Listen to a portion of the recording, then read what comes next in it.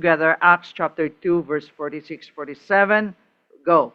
And they, continuing daily with one accord in the temple, and breaking bread from house to house, did eat their meat with gladness and singleness of heart, praising God and having favor with all the people. And the Lord added to the church daily such as should be saved. Thank you. Let's pray. Let's bow down our head and let's have a word of prayer. Heavenly Father, we are so grateful for giving us this privilege once again to worship you in spirit and in truth. Thank you for giving us a place like this that we be able to gather together to worship you, to honor you, to praise you, and to fellowship with one another, and most especially to give you the praises and thanksgiving that we could ever give in our life because you're so good to us for saving us. Lord, I pray that you'll send us your thousands of angels and giving us wisdom, giving us word of praises in our lips that we could always exalt your name. Forgive us, O Lord, from our sins. Cleanse us, make us worthy, and empty us, O God, that we be able to receive your word with understanding and we be able to be challenged to do the work that you have entrusted to each and every one of us.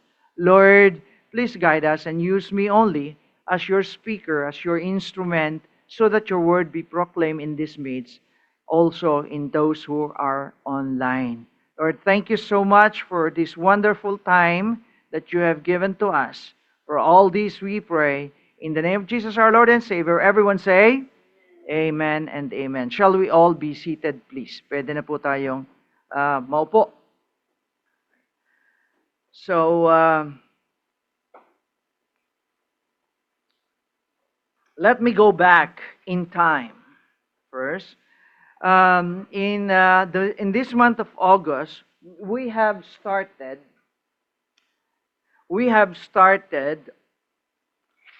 the message, the empowerment of to be a witness in Acts chapter 1 verse 8, na kung saan we entitled during the time Beyond Our Dreams, because imagine also that we could not imagine that God, who is so good to us, He make us His witnesses, empowering us with His Holy Spirit. And there you'll find out that Christ had provision to every one of us, to the witnesses, a provision to save, a provision to, or the power to save, and the power to share. Christ's promise to witness, and Christ's purpose for us to witness to people. And then, pinag-aralan natin, following that, is the acts of the Holy Spirit, which is in Acts chapter 2, verses 1 to 21. And we saw how the Holy Spirit works in the lives of the disciples. The Holy Spirit, during the time of the Pentecost, nag-flow sa kanila. Alright? Ang power ng banal na Spirito, that they will be able to speak Ilocano, speak Banaag ba yun? Banaag. Kapampangan, Tagalog, Bisaya. You see, imagine that. They will be able to speak in different ethnic languages to declare who Jesus was, who Jesus is. And despite that there are persecution, anong nangyari sa kanila? They continue on. They are persistent to declare or proclaim the word of God, so that many people can find the salvation that God wants for the people here in this world. Kaya nga sabi dun sa verse ng 21, sabi that whosoever shall call upon His name, upon the name of the Lord, shall be saved. Tapos yung sumunod, last week, ay pinag-aralan naman natin pinag-usapan natin yung the acts of the disciples, where they confidently declared that Jesus Christ is the Savior, being confirmed by the prophet David, na kung saan ay naging challenge sa mga disciple in order to witness for Christ. Yun ang nakita natin. At the end, it leads to the people to repent and be baptized, resulting to a great revival, or what we call a commendable outcome where 3,000 souls were added unto them. And this morning, our message, I entitle it, Let's Act Together. Let's act together. From the passage that we have just read in Acts chapter 2, verses 42 to 47. From the empowerment of the witnesses to the act of the Holy Spirit, to the acts of the disciples, it is but high time to continue the acts today. Diba? From them to us. Amen po? Alright? So, here is what the passage is telling us. First thing first, na makikita natin dito sa passage na binasa natin is, let's walk together. Let's walk together. The New Testament ecclesia did not stop to be just a church or to be just like a group of people. No? They were called by the Lord Jesus Christ, and they did not just sit down and celebrated what had happened when the Holy Spirit indwelled them. No, they don't just like, yay, we have the Holy Spirit, that it's done. And then they continue on rather. They witness to people and seen that the ecclesia grows to more than 3,000 souls. Nakita natin yan sa verse 41. No?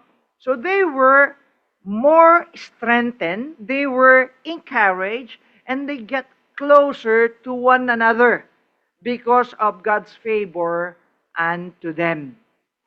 And this leads them to be united together, walking to further grow in faith in what they have believed in. The New Testament ecclesia believers, now you could see them, they have a common goal to grow in their faith and to praise the Lord who redeemed them from their sins. So we, of today believers, should have the same attitude and behavior. Kaya makikita natin sa Acts chapter 2, verse 42 and 46, ang unang-una nating mapapansin dyan is, ang sabi dyan, let us desire to grow simultaneously. Let us desire to grow simultaneously. You'll find out in verse 42, and it said, they continued steadfastly. In 46, they continuing daily with one accord. So you can see it, they walk together. They have one vision. They have one goal. They continue and they never stop. Notice that they enjoyed being with one another. This is a healthy attributes of growing congregation. Ito talaga ang dapat makita sa isang simbahan. Hindi yung makikita nyo na hindi kayo magkakilala, hindi kayo nagpapansinan, or hindi man lang nag-hello or whatsoever, or nakasimangot, di ba? Hindi dapat ganon. Right? I remember, I go to a church with thousands of people there, but then when you walk, nobody knows you. Nobody smile at you. Nobody shake hand to you. Right? So, what is that? That's not called church. That's called gathering. Right? Church is a group of people. They were saved. They're happy together. They were baptized. They were there to worship God and to fellowship with one another. Di ba? Kaya dapat ganon. So, yan ang nangyari. They were as much as closer with their blood relatives. Yun ang kalagayan ng mga Kristiyano noon. And I hope it will continue on. Some of them are more closer than their relatives. They were coming together and not in groupings. They knew we are one in the body of Christ. No? They knew that we are one in the body of Christ. Kaya nga, alright, elders, okay, recite this verse, Hebrews 10:25. Ang sabi dyan, not forsaking the assembling of ourselves together, as the manner of some is, but exhorting one another, and so much the more as the day approaching. That should be the attitude of every believer, right? We know that the Lord is coming one day. we know that the Lord will come soon. So ang sabi dyan, we need to be together worshiping the Lord.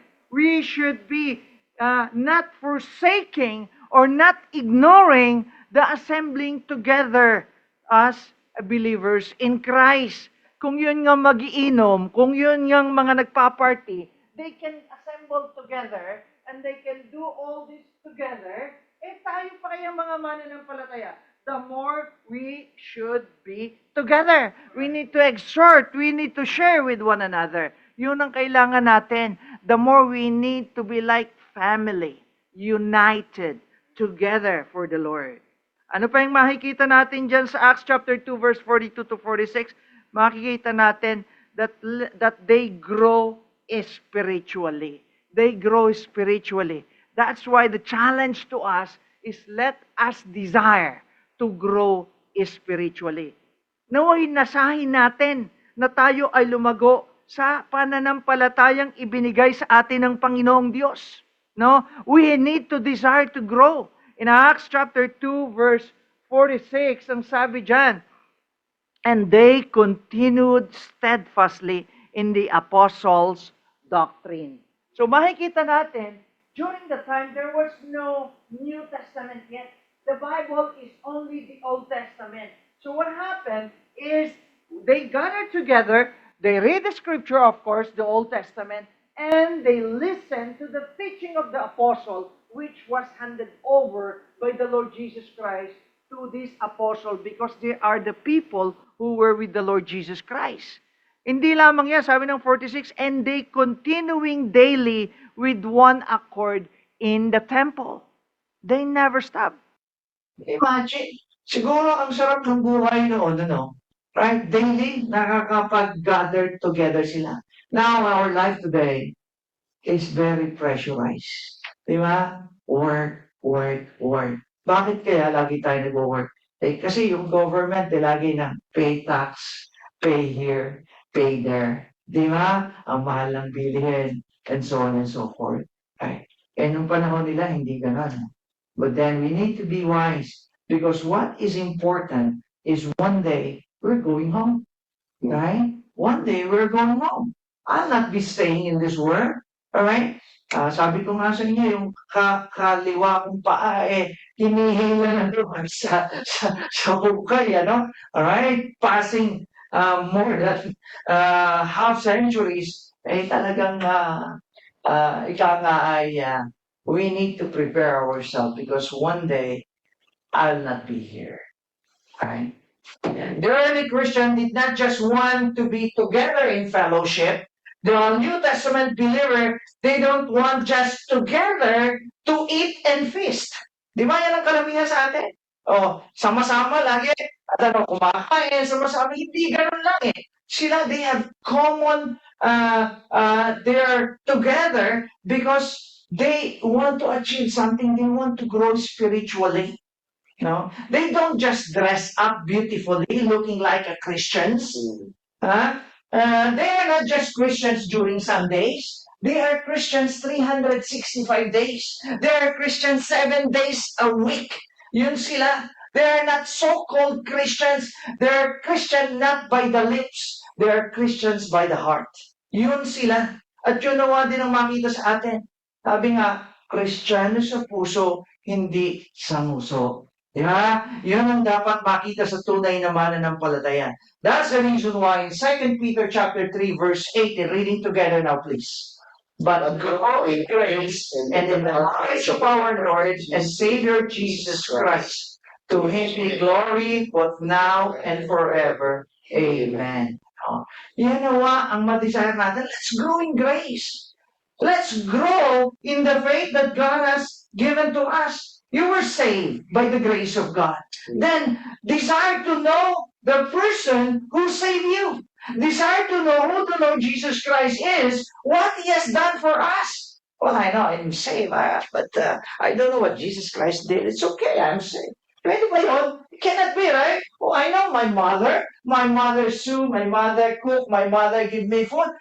Pwedeng, my mother, not only like that. You need to know intimately that person whom you love. The same thing, for God so loved the world that He gave His only begotten Son, that whosoever believeth on Him should not perish, but have an everlasting life. God loves you, and in return, you love Him. Then express that kind of love. Know Him well. Di ba? Anong pinakamasarap na malaman? Chismis, gossip. Di ba? Alright, magmarites tayo. Pinakamasarap. Yan ang pinakamasarap na gusto ng tao. Sana ang imarites na lang natin is ang Panginoong Kristo. Ang imarites na lang natin ay yung gospel of salvation. Amen? Amen. Alright? Amen po? Online? We must be obedient to the command to continually grow both grace and in our understanding of the Lord Jesus Christ, which emphasize that spiritual growth is a lifelong journey. Remember that. When you become a believer in Christ, when you believe in God, when you become Christian, it is not just becoming a Christian today, it is a journey until the end, until you go home to heaven. No, until the Lord Jesus Christ comes. And therefore, again and again, in 1 Peter chapter 2, verse 2 and 3, reading together now, please. As a newborn baby, Desire the sincere milk of the new birth, that may grow thereby, so may have received the Lord is gracious. Amen. All right. That should be the attitude when you were born again, when you were born into the Christian family. When you become a believer of Christ, when you have been adopted to the family of God, you are a newborn babe in the eyes of God. You are new in the Bible. And you are not known well, you don't know much well about the Bible. That's the reason why sabi, desire the sincere milk of the Word. We desire this Bible. Basahin natin. Pag-aralan natin. And from here, we will grow. We will know the Lord Jesus Christ. We will know about God. We will know what God has done for us. We will know that one day the Lord Jesus Christ will come during the rapture. And we will know that one day there will be millennium. And we will know that Satan is already defeated. We will know that Christ has already released us from the bondage of sin. Kaya kailangan natin ito. Let us grow. Let us desire to read this Bible and study it. Yeah, teens, I hope you're listening to us even though you are in camp right now. Right? Continue reading the Bible. And of course, your Bible buddies. Ganun din. Continue to read the Bible, understand it. Right? You know, when we were born in the family of God, kailangan talaga natin yung milk, kailangan natin yung spiritual food that will nourish our spiritual being so that we become mature. You don't expect to build a muscle if you don't eat protein or all the food that your body needs it. Di ba? Kailangan eh. You need the milk, you need the food, and you should crave for it. Crave for the Bible as you are a child of God. Amen po? Amen. All right, in Colossians chapter 2, verse 6 to 7, it says, as ye have therefore received Christ Jesus the Lord, so walk ye in Him. It is not just receiving the Lord Jesus Christ. You don't stop there. It is comma, it's not period. Right? You need to walk in Him. And then ano pang sabi niya? Rooted and built up in Him. You need to be like a tree. That you continue being watered and you continue to root out and be established strong in the Word of God. So that your faith will be strong. Ang ganda nung kinanta nila kanina. God can.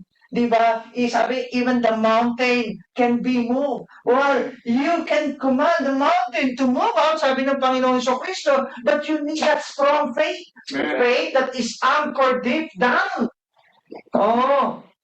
You know, many people fall down being a Christian and they try to go and retreat because they have no strong root in their faith.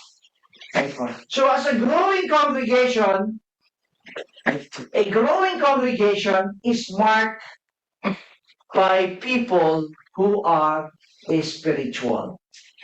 They are not just Sunday Christians, but they are Christians even from Monday, Tuesday, Wednesday, Thursday, Friday, and Saturday. When people's priorities are the Word, and they are not right in God, in the Lord, ano nangyayari sa kanila? They forgot that they are Christians during the weekdays.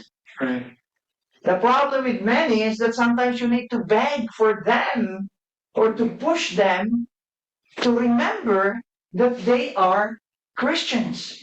Right? Let us be Christian by heart.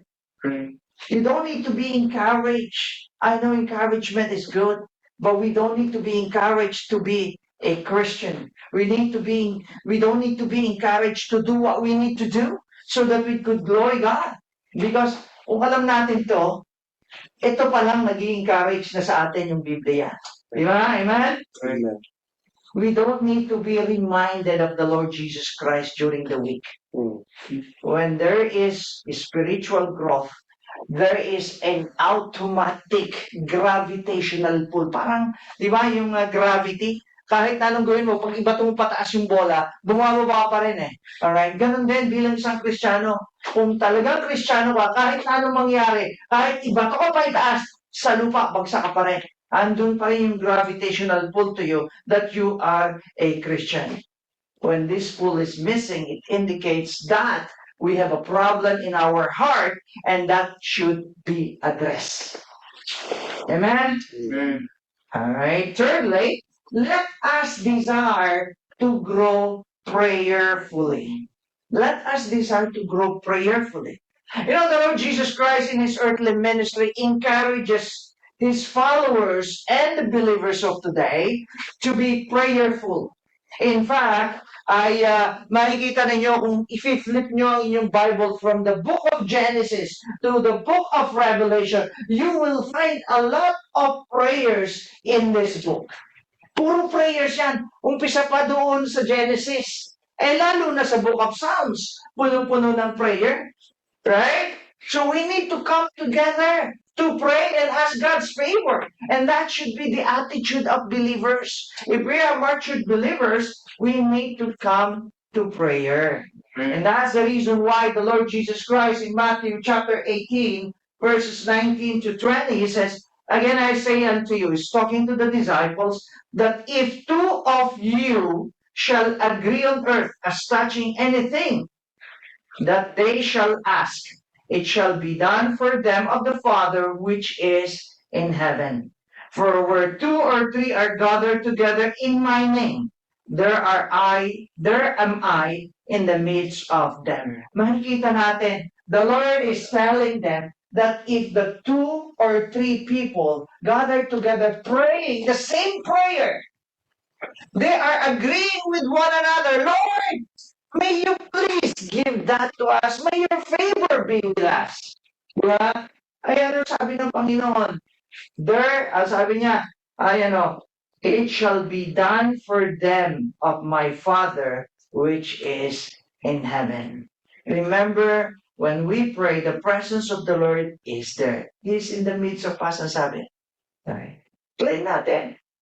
In James 5, verse 16, ang sabi dyan, confess your faults one to another and pray one for another that ye may be healed. The effectual fervent prayer of a righteous man availeth much.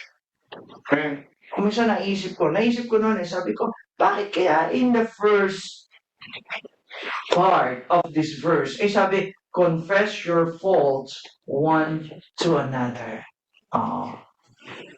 Confess your faults one to another. Alam po ninyo, kahit ikaw ay napakabait na tao, kahit you are believers in Christ, sometimes or many times, you have a thought na hindi maganda sa kapwa mo. Right? Or maybe you have some anger in your heart. Or maybe you have something that you need to pour out. Anger, bitterness, wrath, clamor, Alright? And all the things na sinabi sa Ephesians chapter 4. Ano sabi niya? I-confess mo yung fault one to another para tayo ay clear sa Panginoong Diyos. If you will notice, right, we need to empty our heart of all those dirts inside of us, which are the sins, so that we could talk to God, all right, with a clean heart. Pray for one another. Alam po nyo, napakaganda ng Book of James dyan sa chapter na yan about prayer. Bakit hindi nasasagot yung prayer? O bakit may hindrance sa prayer?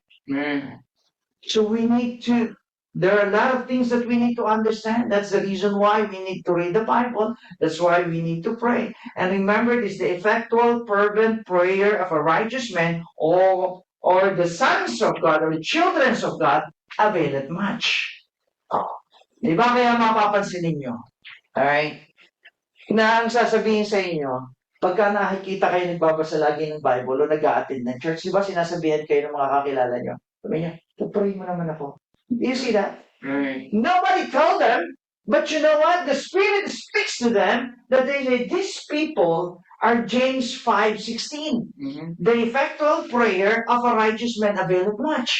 Hindi naman. Di ba? So they come to you, all right? Because they know that the hindrance between you and God is taken away so that you can talk to God straight. Right? So this is what they do in Acts chapter 2, verse 42. They continued steadfastly in prayers. Never stop praying for one another. Amen? Never stop. 2 Thessalonians chapter 5, verse 17. Pray without ceasing. Continue on. Continue on praying. God is merciful. God is gracious. God is kind. God has loving heart that He will pour out to you what you want to ask if it is the best for you. Always remember that. Right? Secondly, let's walk together. Let's work together. Right? Let's work together. In Acts chapter 2, verse 44 to 45, besides walking together, the New Testament believers were working together in a common goal. They have one common goal, and that is for the success of the ministry, to uplift one another, to help one another in whatever way possible. Yan ang ginagawa nila. Right? These early New Testament Christians have a common goal for a common good. They work to benefit the group. Remember, God has not called you and me or other Christians to just sit down and do nothing. Alam po niyo kung tayo iniligtas ng Panginoong Diyos para lang pumunta sa langit, pagkaligtas mo, kinuha ka na niya palangit. Oo. Kaya yun yung mentality ng marami, kapag sineshare mo ng gospel. Ang sabi, you know what? You need Jesus Christ in your heart and you shall be saved. Ang sabi ng iba, hindi pa ho ako ready. Hindi ko pa pwedeng tanggapin ngayon. Kasi ang pagka-mentality siguro nila, kapag tinanggap nila si Christ, kukunin na sila ng Panginoon Diyos. In fact, no. God has something for you to do. Remember Ephesians chapter 2, verse 10, that you are God's workmanship to do good works, so that the people will see God in you. So we don't just sit down as believers in Christ. So here is how we will work together. Ang sabi, let us be committed, single-minded people. Yan ang dapat maging ugali o katangian, attributes and character of a believer. Ang sabi ng Acts chapter 2, verse 44, and all that believed were together and had all things common. They are committed, they have single-minded people. They are going for one goal. These early New Testament saints were truly in one body in every sense. No? This is what lacking in this modern age. No? Makarami ngayong mga churches in this world. Kung titingnan natin, there are a lot of pockets of church everywhere. But the problem is there are groupings, they are divided. Remember in the Bible in 1 Corinthians chapter 12, verse 12, ang sabi, we are one body. We have one Lord. We have one God. We have one Spirit. In fact, dapat makita natin o makita ng mga mananampalataya to. Hindi sila yung nagkakagatan o nag-aaway o nagmamarites. Di ba? Umisa yan na nakakalungkot eh. Di ba? Sasabihin imamarites yung isa, kasama mo na nga sa church, imamarites mo pa. Walang ganunan. Di ba? When we practice mutual love and mutual care for one another as a member of the body of Christ, we are literally fulfilling the law of God through the Lord Jesus Christ. In Galatians chapter 6, verse 2, ang sabi dyan, reading together now please. Bearing one another's burdens, and so fulfill the law of Christ. Ating batahin o dalahin even the burdens of one another. And that's what they did in the New Testament believers. During the time, they have struggles. You know what? 3,000 souls was added in that Acts chapter 2. And most of them are sojourners or foreigners coming from the foreign land. They went during the Pentecost to worship, and they knew that they will be staying there for a certain days because they are following the Judaism feast, But then they got saved, and they desire to walk together, to learn together. So they wanted to stay longer. So anong ginawa nila? There is a need. So nagtulungan sila.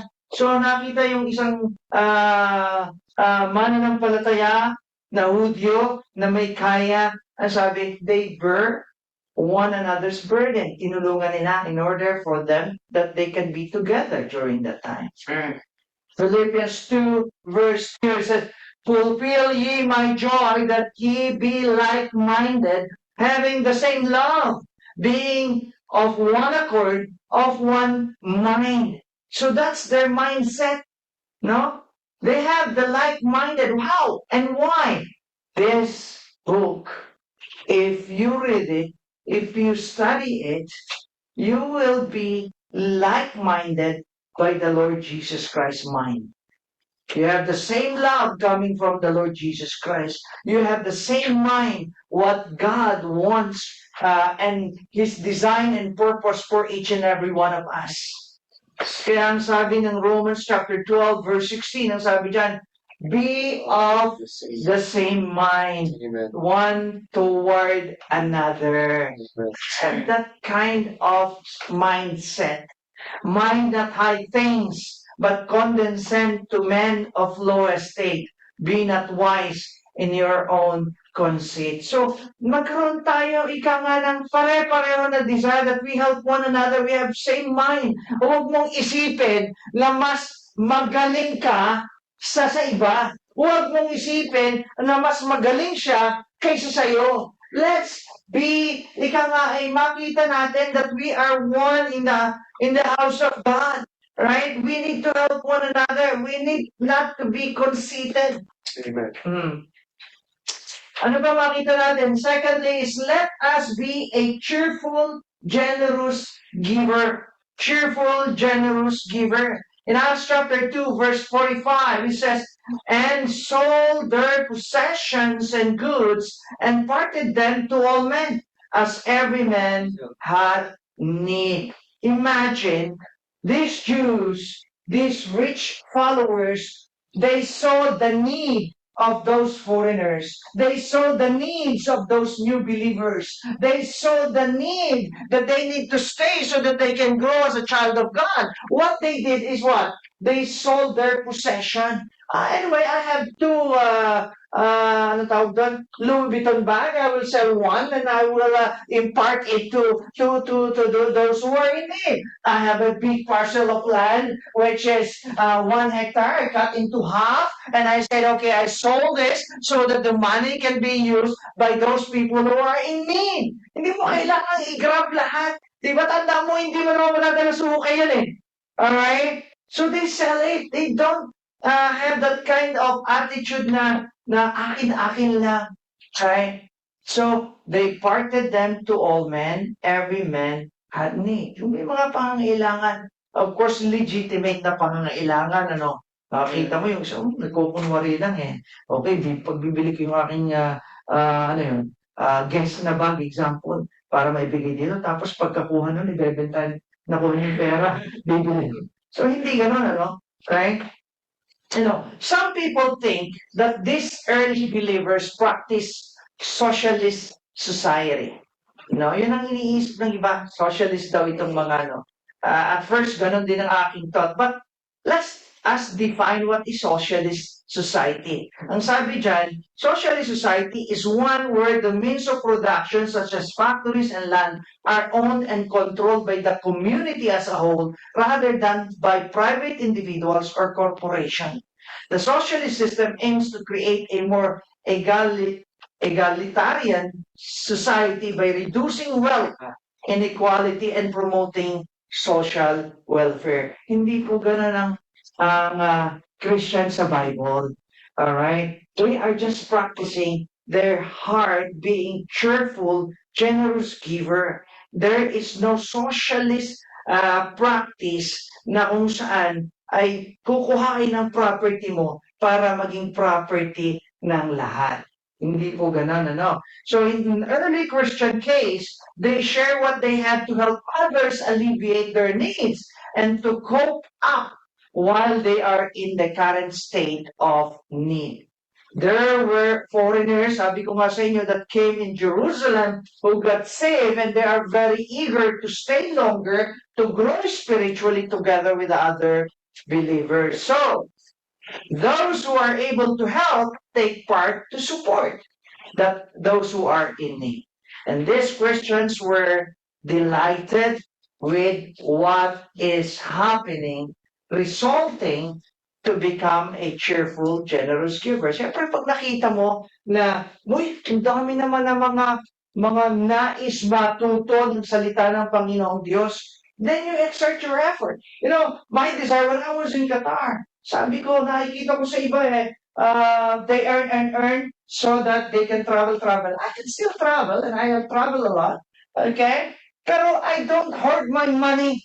Alright? In fact, mayroon kami kinausap na hotel noon para doon ng service. And then one of the members, yung aming auditor o accountant rather, okay, siya kasama ko, and then when I went out to check on the hotel, nag-uusap yung manager at saka siya, sabi ng manager, bilib ako sa mga pastors, Sabi niya, kasi they can drag people to follow them, and they earn a lot of money out of that. Sabi, ganun ba naman ng manager? So ngayon, nagsumagot yung babae, yung accountant, do you know that? Wala siyang tinatanggap na sweldo. And do you know that his money is the one that will pay this hotel? And do you know that he is the one who pick up people in order to worship the Lord? Natigilan yung hotel. Alright. No, this should be the attitude of every believers. Alright? My money, I know, is a compensation that was given to me in my work. But my money is the money of God. Amen. That God can use anywhere because God has given me sufficient enough to do what to fulfill my needs, that I could also fulfill the needs of others. So this is an expression of true love of others. Your true love of your fellow brethren. Kaya mayroong John chapter 13 verse 35. Ang sabi niya, by this man shall all men know that ye are my disciples, if ye have love one to another. I love other people. I love my fellow Filipinos. I love even those different ethnicity that they may know Jesus Christ. And by all means, if that is possible, I could use whatever I can use in order for them to be saved. Because that's the mandate. Because that's the compassion of Christ. And that's what compassion is. Compassion is that you don't just pity or sympathize with people. When you sympathize, when you empathy, or when you get pity to the people, compassion is love with action. All right? You don't stop there. Okay? So as a congregation, we must exercise selfless, never-ending love. Express in compassion, not compulsion. The Ecclesia do this because that is what God wants for people. The world will forget this message. Your face, my face, your names. But remember this, they will never forget whatever genuine display of Christ's love that you have shown to those people. They will not forget that. Because of that person, I know Christ. All right. I don't know him, and I can't remember him, but I know that that person is the ways and means that I got saved. All right. Because of the Holy Spirit that dwells in their lives. 2 Corinthians chapter 9, verse 7 to 8. Every man according as he purposeth in his heart, so let him give, not grudgingly or of necessity, for God loveth a cheerful giver. There is no compulsion, there is no mandatory, there is no force, but just willingly giving everything that you can give to become a cheerful giver. And remember this, when you exercise that, it doesn't mean that you lost a lot of things. No, because you know what? God has a promise, and He said, and God is able to make all grace abound toward you. Why and how? Because God will ensure that you have sufficiency in order for you to give again. Alright? Hindi pa pwedeng mawalan ka eh. Sasabihin ng Panginoon, paano naman siya uli makapagbibigay? Paano siya makakapagdo ng good works kung hahayaan kong madiplit ang kanyang resources? No? That's the reason why I said, and God is able to make all grace abound toward you, that ye always having all sufficiency on all things may abound to every good work. Right? That's the faith that you need to exercise because God wants you to be a cheerful, generous giver. And thirdly, let's walk together. Let's work together. Let's worship together. Let's worship together. Acts chapter 2, verse 46 and 47. Reading together now, please. And they continuing daily with one accord in the temple, praising God. Right? Kita nyo? They continue on daily. One accord. Where? In the temple. Sana nga kung may privilege tayo na araw-araw nandito eh. Di ba? O, i-rent natin. Kaso hindi nga. Hindi tayo pwede rito lagi. You know? The early New Testament Christian walked together to grow simultaneously, to be closer to God through studying the Word of God, through prayers, and they work together in one common goal, one mind, one set to help one another, and they are more strengthened, they are more encouraged to get closer to one another because God's favor is with them. You know? And now this leads them to be united together in an organized worship. Let's worship the Lord. Yan. Yan ang nangyari. The New Testament Ecclesia believers now have another or a common goal to honor and praise the Lord who redeemed us from sin. They are there to worship God, to thank Him for what He has done in their life. They are there to worship God, to honor God for releasing them or redeeming them from the bondage of sin and from the sure punishment in hell. Are you not happy with that? That I'm not going to hell anymore? Amen? Amen. Di ba? O, dapat lang magpasalamat ka. Dapat lang mag-worship ka, Lord, I'm not worthy. Lord, I'm a sinner.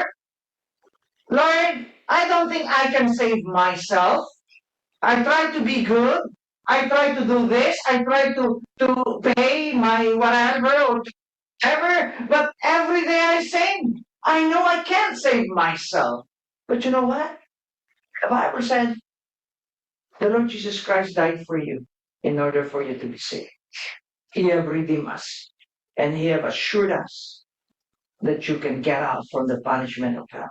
And that's the reason why I need to praise Him. I need to worship Him. Because He's worthy of that kind of praise. Ephesians chapter 5, verse 19 to 20. And sabi dyan, speaking to yourselves in psalms and hymns and spiritual songs, singing and making melody in your heart to the Lord. Tawa, ganyan ang puso natin.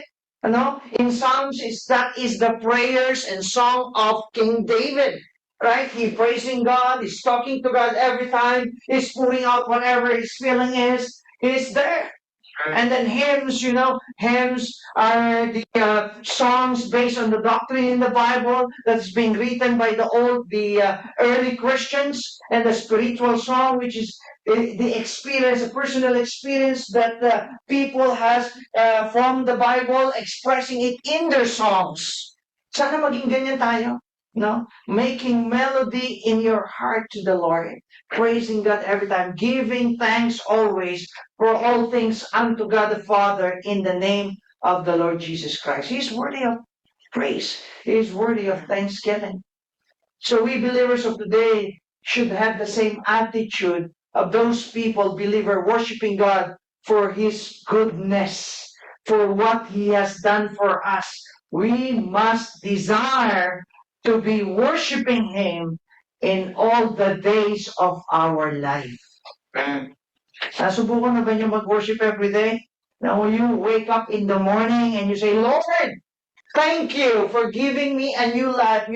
I'm not worthy of this morning. I'm not worthy of a new life. And yet you are so merciful and so loving that you give me this. I worship you. I thank you. I praise you, Lord.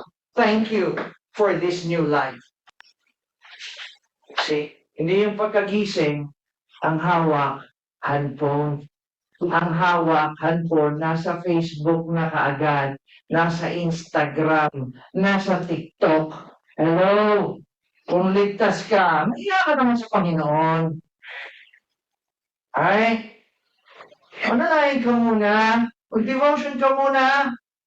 In Psalms 27 verse 4, it says, one thing have I desire of the Lord, that will I seek after, that I might dwell in the house of the Lord all the days of my life, to behold the beauty of the Lord and to inquire in His temple. You see how David desired to be always in the house of God, to worship God. Whenever there is a worship service, he said, I am there. I should be there. No one can stop me to go there. Wherever I go, wherever I travel, any countries, when it is Sunday to me. Right? I'm sure I'm in the church. Right? No matter what, I want to put a vacation. I will ensure my vacation is vacation, doesn't hit Sunday. Right? I appreciate those people when they apply job and they said to their employer before they take the job, they said, sir, I cannot take Sunday. I can work 6 days a week, 24 hours if you like, but never on Sunday. Have you ever seen some people who do that? I have seen. Right? Oh. Naninindigan talaga sila, Lord, give me a work that complements my ministry. Give me a work that will not hinder me to serve you. Give me a work that will not stop me to worship you. No matter what, Lord, I am in your house whenever it is required to be in your house. Nothing can stop me to go to your house. You know, a great healthy church is marked by worshiping God together. Whenever the house of the Lord is open for worship, we worship. We don't plan outside His plan and His schedule. Right? Plano natin, lagi kasama ang Panginoong Diyos. You know, a praising church is a lively church. It's a happy church. It is a victorious church.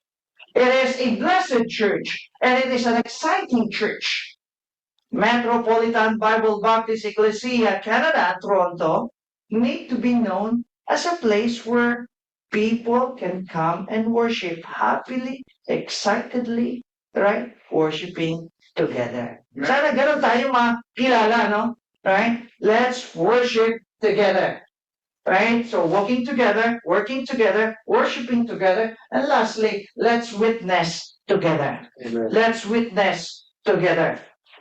In Acts chapter 2, verse 47, it says, praising God and having favor with all the people, and the Lord added to the church daily such as should be saved. Isn't it wonderful? If you will just look into this passage, makikita natin that believers continue worshiping the Lord. They were excited, and people seeing their excitement. They're seeing that they're growing in faith. They're seeing that they really believe in God. They're seeing that Christ is in them. They're seeing the love of God in them. And you know what? The people here respected them, and the people here are happy. The people here become encouraged, and they like what they have heard and seen. It is refreshing to them. And you know what happened? When the people see this and it's happening, he said, the people get saved. Ang sabi dyan. And the Lord added to the church daily. Nakikita nila, uy, ganito pala ang mananampalataya. This is the kind of people. This is the Christian. This is what God's family is. They are happy. Alright? They are growing. They have that kind of faith. Despite of anything else, they are looking straight because their affection is from above.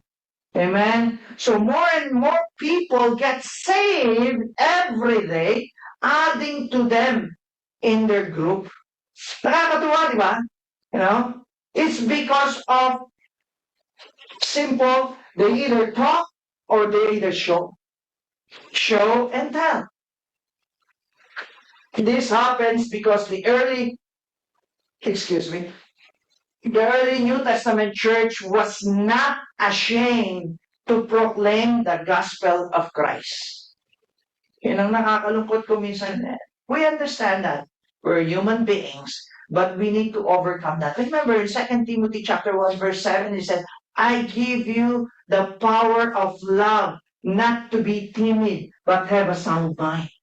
You see that? They all witness together to spread the gospel to the lost world. And truly, this is what the Lord desires for His people, to share the message of gospel of salvation to all the lost. You know, true Christians are mandated to witness to the lost world. Kaya nga mayroong Acts chapter 1 verse 8, di ba? But ye shall be my witnesses. Ang sabi ng Panginoon. May Mark 16:15 na ang sabi ay go and preach to all creation. May Matthew chapter 28 verse 19, go ye therefore and teach all nations. Because God wants you to tell the story of how you became a child of God. God wants that other people may be saved too. And that's what we desire. We should desire. You know why? Because people need the Lord. People need the Lord. Yun naman talagang totoo. Di ba? You know the people, many people nowadays, they don't care about the Lord. They just work, they just earn, I'm happy with my family. You approach them about Jesus Christ, about God, and they ignore you, and they are not interested at all. But when they got sick, and when they got no money, when they are unemployed, and they come to the Lord rushing and kneeling like, Lord, please help me! May cancer ako! Lord, please, nawala ako ng trabaho! Di ba ganun yung nangyayari? Pag may kailangan, malaki, Lord. Pag walang pangangailangan, hindi kita kailangan. Okay?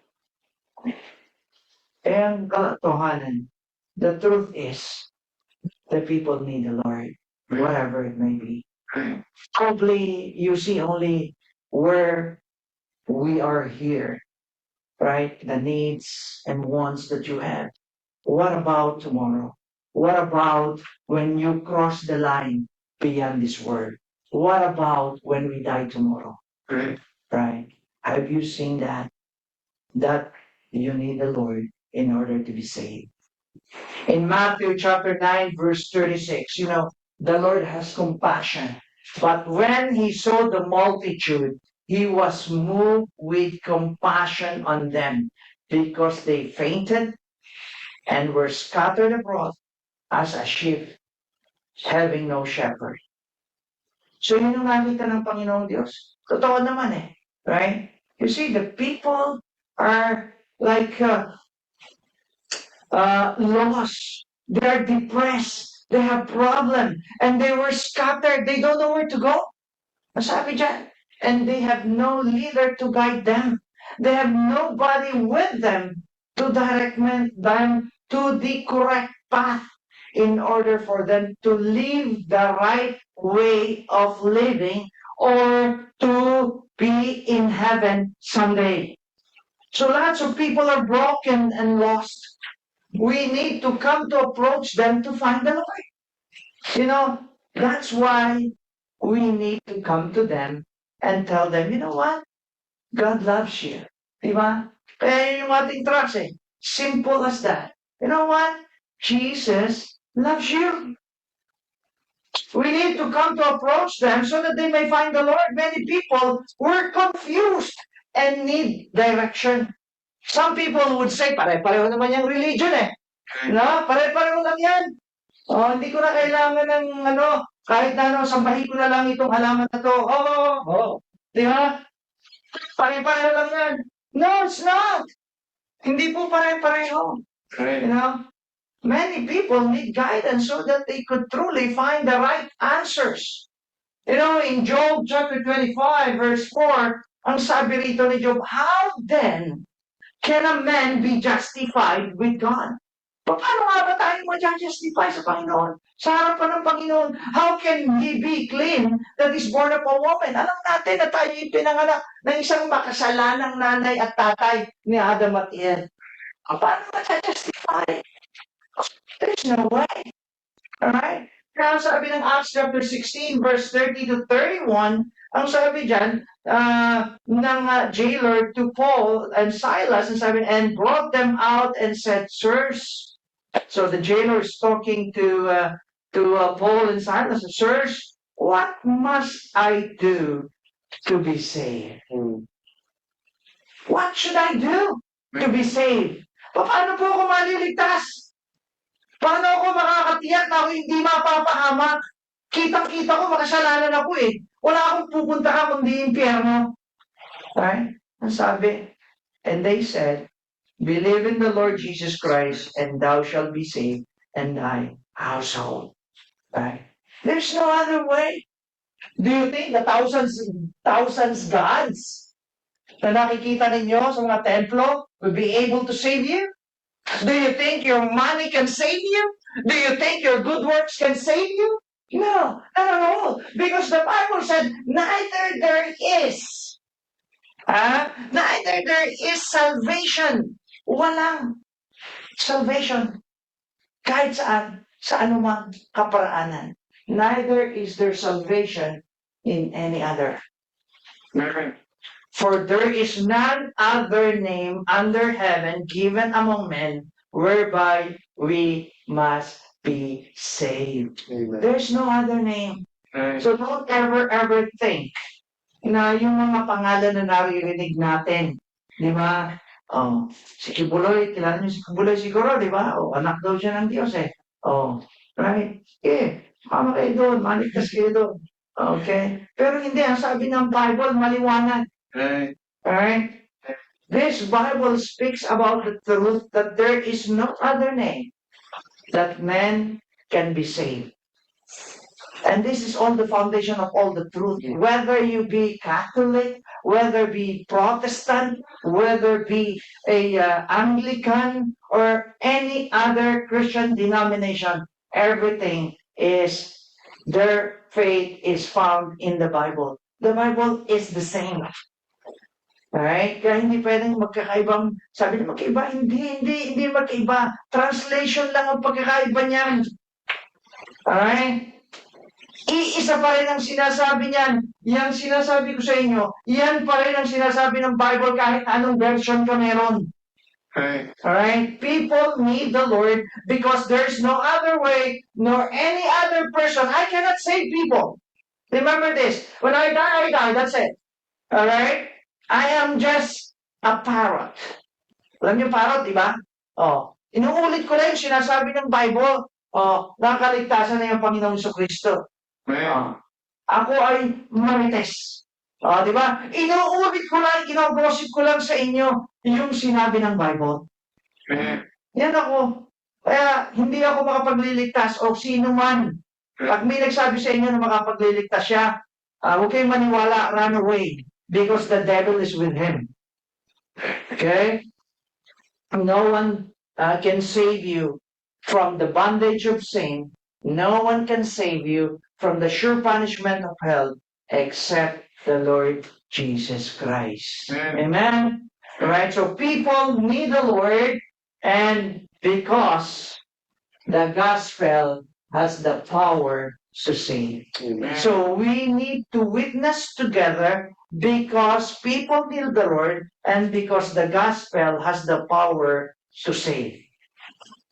So we need to witness because the gospel is meant to be shared. The gospel meant to be told. The gospel need to be told. The gospel has the power to save people. In Romans chapter 1, verse 16, it says, Romans chapter 1, verse 16, it says, "For I am not ashamed of the gospel of Christ." I'm not ashamed. Nung una, alam po niyo, nung ako'y maging bagong Kristiyano, naalala ko pa eh. Lalabas ako ng bahay, pupunta ako ng church. Syempre, pupunta ka ng church, may dala kang Bible, ano? Kinukutsa ko, uy, ando na naman si Santo Domingo, may dalang Bible, pupunta ng church, ano? Ganun. So, para hindi ka makutsang ganon, nilalagay sa bag, tinatago. No, you should not. You know why? After how many years, when I come back home, they appreciate. Alright? Hindi na sinasabi sa akin yung may Bible na yung may dala, hindi na. Oh, naging respected person ka na. Amen. Oh, kasi iba ka sa kanila. Oh, so thou shalt not be ashamed of the gospel of Christ. Why? For it is the power of God unto salvation to everyone that believeth, to the Jews first and also to the Greek. You know, the gospel has the power to save everyone, every people to go to heaven. Right? So if you remember it right, Romans chapter 5, verse 8, it says, "But God commended His love toward us in that while we, me and you, are sinners, Christ died for us." Okay? And sabi in John 3:16, "For God so loved the world that He gave His only begotten Son, that whosoever believeth in Him shall not perish, but have an everlasting life." And that's the truth. The Lord Jesus Christ came into this world to become a man like you and me, so that He can live with us, so that He could die on the cross, be buried and resurrected, to pay the penalty of our sins, so that we can get away from the punishment of hell. And what shall we do then? Ang sabi, Romans 10, verse 9, kaya nga sabi dyan, "That if thou shalt confess with thy mouth the Lord Jesus, and shall believe in thine heart that God has raised Him from the dead, thou shalt be saved." Yun ang kailangan natin. Yun ang sinasabi ng Biblia. You will notice that there are only two parts of the body, not feet, not hand, not ears, not head, not eyes. It is your heart and it's your mouth that need to confess and need to believe so that you can be saved. Diba? Yun ang sabi niya, believe in what the Lord Jesus Christ has done, and you shall be saved. You cannot be saved with any other form or anybody else except Jesus Christ. So we need to confess with our mouth the Lord Jesus and believe in our heart that God has raised him from the dead and thou shalt be saved. And that's the gospel. All right? That's the gospel. Romans 10:13. As I have told you earlier, in Romans 10:5, John 3:16, Romans 10:13 is the same. For whosoever shall call upon the name of the Lord shall be saved. Sabi ng nanay ko sa akin, anak, tumatawag naman ako sa Panginoon lagi eh. Oo. Sabi ko, ano pong sinasabi ninyo pag natawag kayo? Bigyan ako ng aking kakanin sa araw-araw. At sabi ko, hindi po yun ang kaparaan ng kaligtasan. Bibigyan talaga kayo ng pagkain. Di ba? Ano po nyo? Ang sabi ko ay ako ay pagalingin sa aking sakit. O pwede ka talagang pagalingin ng Panginoon sa iyong sakit. Pero hindi yun ang kaligtasan. Alright? Ang kaligtasan ay ang pananampalataya mo sa Kristo Jesus na siya'y namatay sa krus, nabaon at muling nabuhay para sa iyo, sa ikaliligtas mo. Ganun ba? Opo. So nanalangin na kayo. Alam ko na yun, anak eh. Hindi rin siya naniwala pa ng una. But you know what? As the times goes on, I prayed for him, continue, never stop. After 12 years, she prayed with me and she said, you know what, son? I would like to accept Jesus Christ as my Lord and Savior. Isn't that wonderful? Right? Yung tatay ko na may cancer, right? Tuwan-tuwa siya na ako umuwi. At alam po nyo, nag-invite siya ng bisita sa hospital. Pupunta roon. At ang sasabihin niya sa mga bisita niya, makinig kayo sa anak ko, may sasabihin niya sa inyo. Makinig kayo sa anak ko. And that's an opportunity for me to witness, to tell the people that they need Jesus Christ in order to go to heaven. Right? My father cannot share or witness to other people because he don't know what to say. But through his action, he was able to share the gospel by using an instrument like me to share the gospel. Ganun din tayo. Right. Alright? You can be an instrument to witness to others. Right? So in conclusion, let me tell. Christ's followers should be working together to grow in our relationship with God. We need to work together with one mind, helping one another to grow in our relationship with one another. We need to worship together for the glory of God and witness together so that other people may know Jesus who loves them. Jesus wants them to be saved too. So let's act together. Amen? Let's act together. While every one of us have been saved, known Christ for long, I would like to challenge you. Why not? Let's act together. Shall we all rise, please?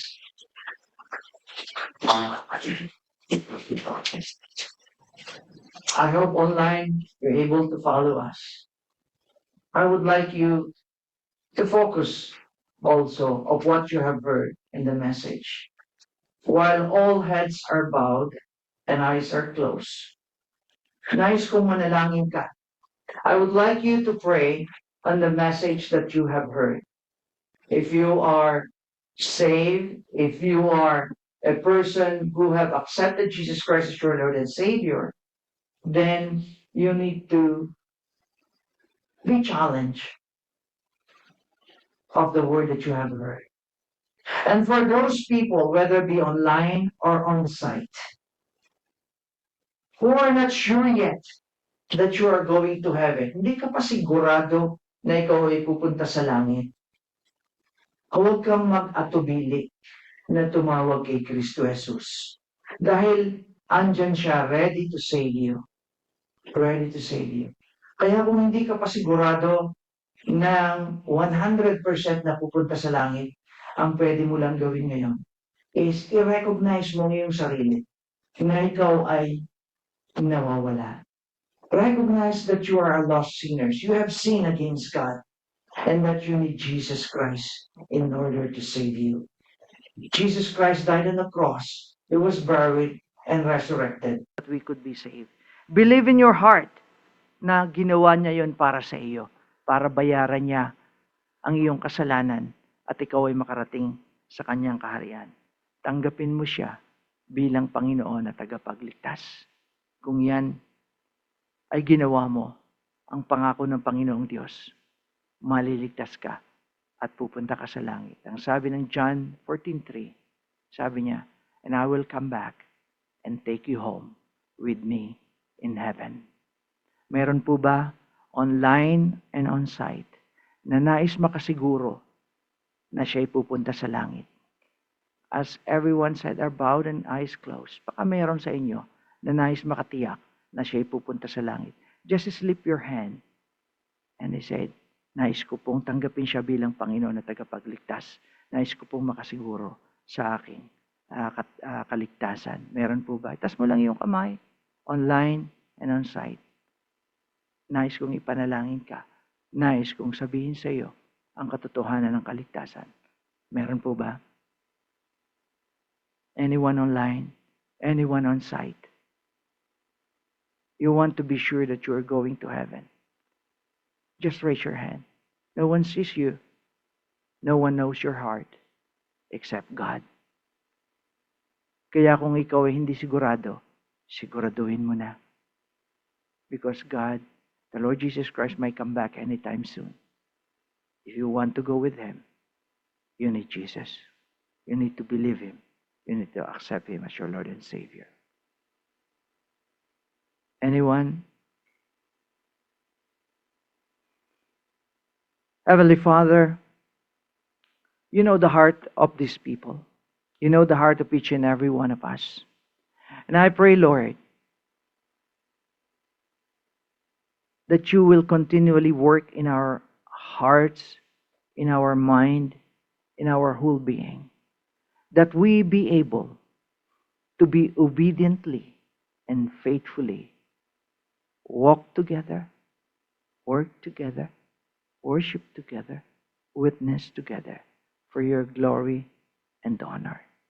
My Lord, please continually work in us. That Christ-like attitude and behavior in us will be seen in our daily lives. And that your love will radiate, that people will see your love in us, that they might get saved. Lord, if there is anyone here who are not sure yet of being saved or going to heaven, I pray, dear Father, that you will touch their heart, their mind, work in them, O God, through the Holy Spirit, that they might be saved. Help them, O God, Lord, to understand your word, to understand your love, to understand what you want to give to them. Because you don't want anyone to perish. Thank you for your love. Thank you for your message. Thank you for everything, my dear Father. For all this we pray in the sweetest name of our Lord Jesus Christ. Everyone say, Amen and amen.